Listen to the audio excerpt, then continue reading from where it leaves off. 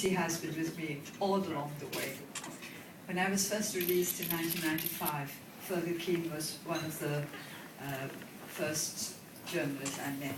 And I said then that this was a good augury because I'd been listening to him broadcasting from South Africa, and I thought that Burma also would probably go the way of South Africa because the BBC correspondent from South Africa had arrived to interview me.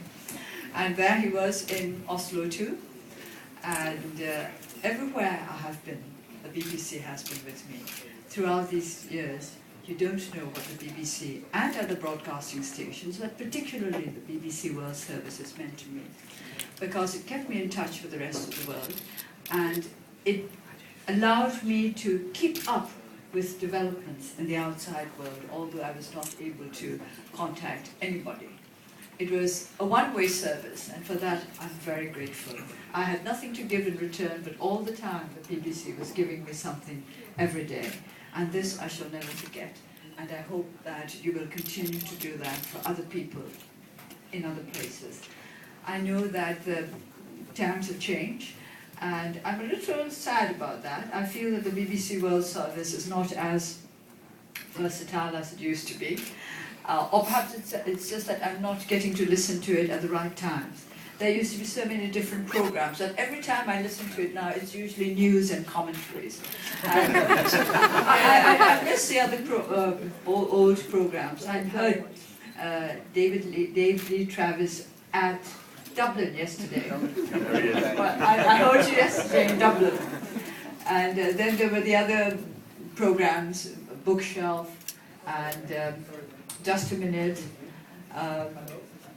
and so many others which I don't seem to hear now. Are they still on the World Service? Some are, not all of them.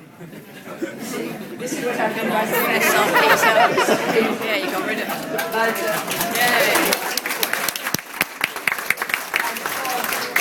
I must mention in particular our Burmese language program of the BBC, which is the longest Burmese language program in the world, I think.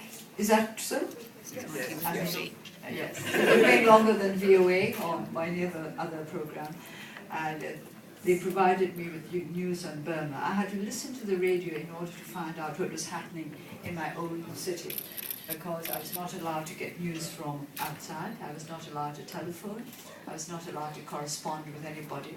On the first 6 years of my first term of house arrest, I was not allowed any visitors for about 2.5 years until my family were allowed to visit me for the first time. When I say no visitors, I'm not including the members of the security forces who were there all the time. But because of the BBC, I never lost touch with my people, with the movement for democracy in Burma, and with the rest of the world. And for that, I would like to thank all of you very sincerely. Thank you.